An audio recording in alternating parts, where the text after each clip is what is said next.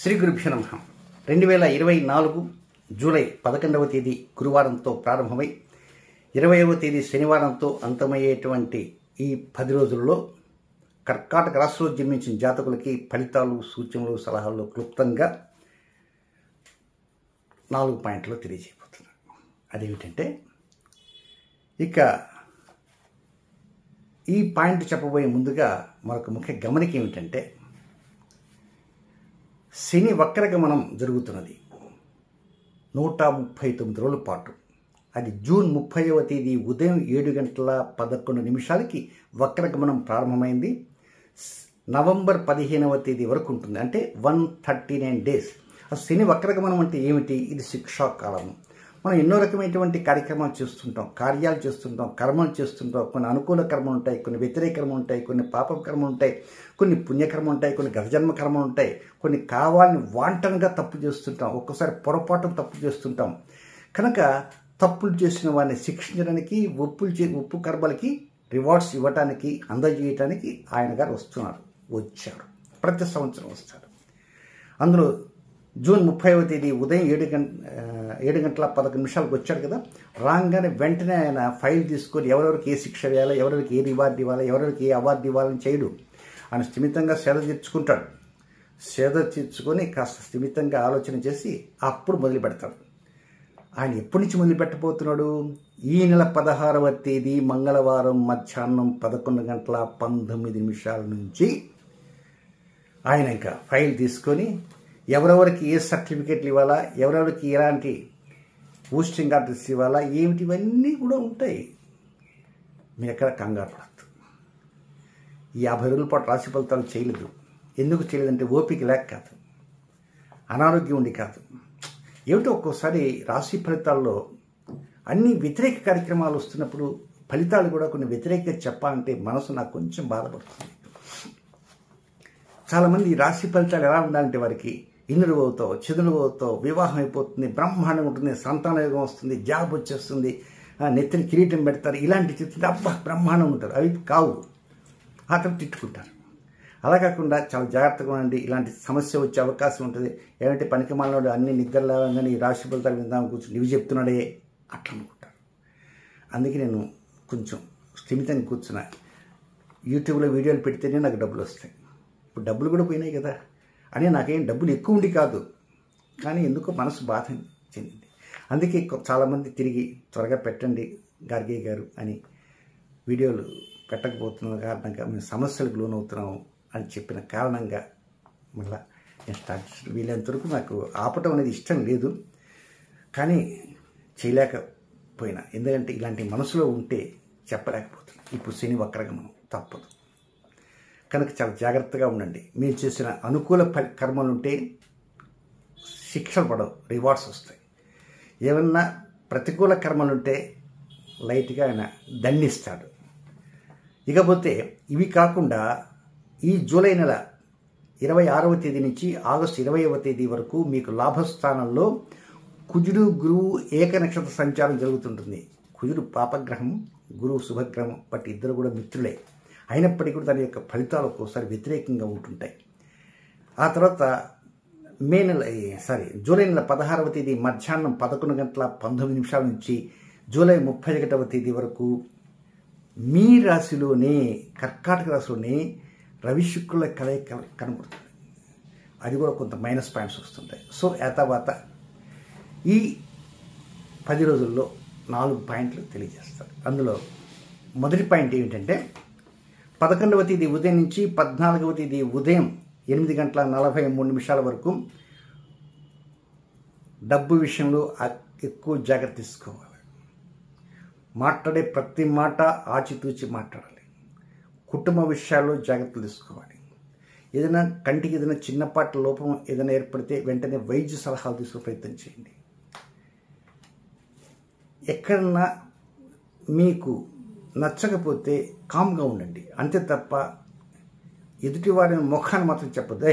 పనికిమాలిన పని చేస్తే నీకు బుద్ధి ఉందా అనేస్తారు. వద్దు. మీరు ఆ ప్రయాణాలను చూస్తుంటే ఆ సమయంలో అనవసరంగా ఎదుటివారి పైన ఆవేశపడవద్దు. కలహాలకు అసలు జోలికి వెళ్ళవద్దు. మీ కోపమే మీ శత్రువుగా పరిగణిస్తుంది. Take care. 11 ఉదయం నుంచి 14వ తేదీ ఉదయం 8:43 వరకు ఈ సమయంలో కుటుంబ వ్యక్తులతో కూడా చాలా జాగ్రత్తగా మాట్లాడండి. ఒక్కోసారి మీరు మాట్లాడే మాట వారికి కష్టంగా ఉండి చాలా వరకు ఫీల్ అయ్యేటువంటి అవకాశాలు వస్తాయి. అందులో కొంత వయసు వచ్చినటువంటి పిల్లలు ఉన్నారనుకోండి, వారితో ఇంకా జాగ్రత్తగా ఉండాలి. ఇది మొదటి పాయింట్. ఇక రెండవ పాయింట్, 14వ తేదీ ఉదయం 8:43 దగ్గర నుంచి 16వ తేదీ రాత్రి 7:52 వరకు ఆ టైంలోనే శని ఫైల్ తీస్తాడు. 16వ తేదీ మధ్యాహ్నం తీస్తని చెప్పాక కనుక ఈ టైంలో అంటే 14వ తేదీ ఉదయం 8:43 నుంచి 16 రాత్రి 7:52 లోపల సోదరులతో సోదరీలతో ఏవో ముచ్చట్లు మాట్లాడుతుంటారు. ఆ ముచ్చట్లు మాట్లాడే సమయంలో వారు ఏదన్నా కొన్ని విషయాలు చెప్పారనుకోండి, కొంచెం చెవి వేసి ఇంకా తర్వాత ఏమైంది, నెక్స్ట్ చెప్పు అన్నయ్య చెప్పు, అక్కయ్య చెప్పు, మీరు పెద్ద ఇంట్రెస్ట్ చూపిస్తుంది. లేదా వారు ఏదన్నా వేరే విషయాలపైన ఇంట్రెస్ట్గా నన్ను అడిగారనుకోండి, మీకు తెలిసినప్పటికీ కూడా దాటవేసే ధోరణిలోనే ఉండండి తప్ప మా అన్నయ్య, మా అక్కయ్య, మా చెల్లి, మా తమ్ముడు అనుకుంటూ ఒరే నాయన అసలు విషయం ఏంటంటే అప్పుడు అక్కడ ఏం జరిగింది అంటే నాకు తప్ప ఎవరికి తెలియదురా, నువ్వెవరికి చెప్పకు, పక్కింటి పరంధాని గారికి అడిగినా కూడా చెప్పకని నిదానంగా పూస గుచ్చుంటే చెప్పేస్తున్నారు. ఈ పూసలు గుచ్చటాలు ఏమీ ఉండకూడదు. మీరు కనుక చెబితే శని వక్రగమన ప్రభావము ఇండైరెక్ట్గా ఇలాంటి అంశాలపైన ఎక్కువ చూపిస్తుంది. సో దాని జోలికి వెళ్ళకండు. ఏమండి, సోదరులతో కాకుండా మిత్రులతో చెప్పచ్చా? ఎందుకండి, సోదరుడు సొంత రక్త సంబంధం ఉన్న వాళ్ళతో వద్దన్నాను, రక్త సంబంధం వాళ్ళతో వద్దన్నాను కాబట్టి వేరే ఆఫీసులో వేరే వాళ్ళు చెప్పొచ్చు కదా. అసలు చెప్పాల్సిన అవసరం ఏంటి? అది కూడా ఆలోచన చేయాలి. వీలైనంత వరకు కడుపుబ్బరంగా ఉండేటువంటి వాటిని చెప్పకండి. వాటిని అంతవరకు భూస్థాపించడానికి ప్రయత్నం చేయండి. నెక్స్ట్ మూడవ పాయింట్, 16వ తేదీ రాత్రి 7:52 ప్రారంభమై 18వ తేదీ రాత్రి తెల్లవారితే 19 వేకుంజామున 3:25 వరకు ఉన్నటువంటి సమయం అంతా కూడా ఇది ఉద్యోగంలో, వ్యాపారంలో, ఆరోగ్యంలో, వాహనంలో, గృహ విషయంలో, తల్లి విషయంలో అప్రమత్తత ఉండాలి. వాహనంలో ఏదన్నా రిపేర్లు ఉన్నాయనుకోండి, అది ఏం చేస్తున్నారు, 10 కిలోమీటర్లే కదా, జాగ్రత్తగా పోయి రావచ్చు మాత్రం వద్దు. చాలా జాగ్రత్తగా ఉండాలి. అలాగే డ్రైవింగ్లోనే కాకుండా పై అధికారులతో కొంచెం వినయంగా ఉండాలి ప్రయత్నించండి. వాడికి మనం ఇచ్చేది ఈరోజు ఉంటాడు, రేపు పొద్దున పోతాడు, ఇలాంటి ఆలోచన చేసేవాళ్ళు ఉంటారు. కాబట్టి మీకంటే పై అధికారులతో కావచ్చు, మీకంటే దిగువలతో కావచ్చు, సహోద్యోగులతో కావచ్చు, అలాగే వ్యాపారం చేస్తుంటే వ్యాపార లావాదేవీల విషయాలు కావచ్చు, వ్యాపార భాగస్వాములు కావచ్చు, వ్యాపారంలో మీకు వచ్చేటువంటి కస్టమర్స్ ఉంటారు, వాళ్ళే దేవుళ్ళు, అలాంటి వారితో బిహేవ్ చేసే విషయాలు కావచ్చు. చాలా వరకు వినయం అనేది చాలా గొప్పగా ఉండాలి తప్ప ఎక్కడ వెక్కిరింపు ధోరణిగా ఉండకూడదు. మీరు కొంచెం వెక్కిరించే విధంగా ప్రయత్నిస్తారు. అలాగే అద్దె ఇంట్లో ఉండేవారు, స్వగృహంలో ఉండేవారు కొంచెం విర్రవీగిపోతారు. నేను చూసావా, నేను ఇల్లు కట్టుకున్నా అంటారు. అదే అద్దె ఇంట్లో నాకు కనుకనే ఆయన ఇస్తాడు, 2 నెలలు అద్దె ఇవ్వకపోయినా నన్నేమో అనడు. ఇట్లా కూడా కొంతమంది బింకాలకు పోయి మాట్లాడుతుంటారు. అలాంటి విషయాలు ఉండదు. చాలా వరకు మీ పని ఏదో మీరు చూసుకోవడానికి ప్రయత్నం చేయాలి. ఇక లాస్ట్ 4వ పాయింట్ ఏంటంటే 18వ తేదీ రాత్రి తెల్లవారితే 19 అనగా 19 వేకుందాన, so it is 19th morning అనుకుందాం. 19 ఉదయం నుంచి 20 రాత్రి వరకు సంతాన విషయాల్లో మాత్రం కొంత మీరు పొరపాటు పడేటువంటి అవకాశాలు వస్తాయి. అంటే మీ నిర్ణయాలకి వారి నిర్ణయాలకు వ్యతిరేకం ఉండొచ్చు. వారికి ఏదైనా వివాహం చేయాలంటే మీ ఆలోచన పోతాయి. ఆషాఢ మాసం కదా, మనం అసలు దాని గురించి ఎందుకు ఆలోచన, నిదానంగా మీరేం ప్రత్యేకంగా పెళ్లి చూపులకు వెళ్ళటలేదు, ఎవరి దగ్గర పెళ్లి పేడతో మాట్లాడాల, మీ అంతా మీరు మనసులో ఆలోచన చేసుకోండి. వారి ఉద్యోగ విషయాలు కావచ్చు, వివాహ విషయాలు కావచ్చు, ఆరోగ్య విషయాలు కావచ్చు, వారి ప్రవర్తన సరళి కావచ్చు. అమ్మాయిని స్కూల్కి పంపుతున్నాం, అబ్బాయిని స్కూల్కి పంపుతున్నాం, అమ్మాయికి అబ్బాయి కాలేజీకి వచ్చేసారు, వాళ్ళు స్కూల్స్ అయిపోయినాయి, కాలేజీ స్టడీస్ అయిపోయినాయి, నెక్స్ట్ ఉద్యోగం ఉన్నాయి, ఉద్యోగం వచ్చిందో లేదో, వాడేమో వెళ్తున్నాడు, వాడు చదువుతున్నాడో లేదో, ఇలాంటి వాటి మీద కొంచెం ఆరా తీయడానికి ప్రయత్నం చేయండి. అంతే తప్ప వాటి మీద ఏదో ప్రకారం వెళ్ళి కొంచెం పంజా విప్పాలనేటువంటి ఉద్దేశంతో మాత్రం ఉండకూడదు. కనుక ఏదైనా ఈ 2 రోజులు 19 వరకు 20 వరకు ఈ 2 రోజులు మిగతా ఆస్పెక్ట్స్ అంటారా, ఉద్యోగం, వ్యవహారాలు అన్నిట్లో అంతా అనుకూలంగా ఉంటాయి. ఇకపోతే ఈ 10 రోజుల్లో 2 టైంలు ఉన్నాయి. అవి అన్ఫేవరబుల్ టైమ్స్, విసర్జనీయ సమయాలు, రొటీన్ కార్యక్రమం చేసుకోవచ్చు. అందులో మొదటి ఎప్పుడంటే 13వ తేదీ మధ్యాహ్నం 3:05 నుంచి తెల్లవారితే 14వ తేదీ సూర్యోదయం దాకా. 13 మధ్యాహ్నం 3:05 నుంచి 14 ఉదయం దాకా. అక్కడ ఆ సమయం మాత్రం ఇంపార్టెంట్ కార్యక్రమాల జోలికి వెళ్ళకండి, రొటీన్ కార్యక్రమం మాత్రం చేసుకోండి. నెక్స్ట్ రెండవది ఎప్పుడంటే 17వ తేదీ, ఆ రోజే తొలి ఏకాదశి పర్వదినం. ఆ తొలి ఏకాదశి పర్వదినం రోజున ఉదయం 8:54 నుంచి 17వ తేదీ రాత్రి 9:02 వరకు కూడా అనుకూలమైన సమయం కాదు. అయితే ఆ రోజు తొలి ఏకాదశి కదా, ఆ రోజు బుధవారం అయింది కనుక ఆ రోజు బుధవారం మధ్యాహ్నం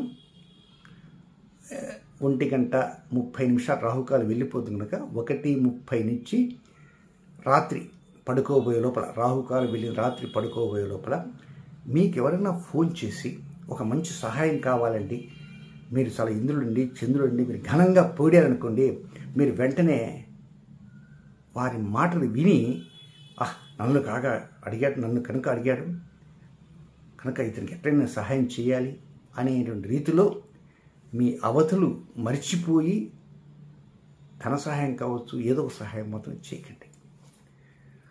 వినండి, ఆయన ఆలోచన చేద్దాం. కొంత తొందరపడకు. నేను కూడా బాగా ఆర్థికంగా ఉన్నవాడిని కాదు, నేను సమస్యలో ఉన్నాను, పైగా మధ్యలో కనుక ఏదో కష్టం వచ్చినట్టుంది, చూద్దాం అని ఆ విధంగా చెప్పను తప్ప, అలాగే మీకు ఎవరైనా సహాయం చేస్తామని చెప్పి మీరేదో సమస్యలో ఉన్నట్టున్నారు, మీకు సహాయం చేస్తాము తప్పకుండా, ఈ సమయంలో మీరు డబ్బు కొద్దిగా అడ్జస్ట్ చేయండి అనే మాటలు కూడా ఫోన్లో ఎవరైనా చెప్పారనుకోండి, ఫోన్లో వ్యక్తిగతంగా చెప్పారనుకోండి, ఓహో మన ఫైల్ అక్కడ ఉంది ఆగిపోయింది, మనమే డబ్బు సర్దుబాటు చేస్తే ఫైల్ కదలొచ్చు అనేటువంటి ఆలోచనతో ఉండి మీరు డబ్బులు ఖర్చు పెట్టారనుకోండి, అయిపోతాయి, మోసపోతారు. నమ్మక ద్రోహాలు జరిగేటువంటి అవకాశాలు ఉంటాయి. 17వ తేదీ మధ్యాహ్నం 1:30 నుంచి రాత్రి పడుకోబోయే ముందుగా కనుక ఈ వివరం కూడా తెలుసుకోవడానికి ప్రయత్నం చేయండి. ఇక కమ్యూనిటీలో ఉండేటువంటి బీజాక్షరాలు ఉన్నాయి కనుక ఆ బీజాక్షరాలు కూడా భక్తి విషయాలతో ఉదయం కానీ సాయంత్రం కానీ పట్టించడానికి ప్రయత్నం చేయండి. శుభం.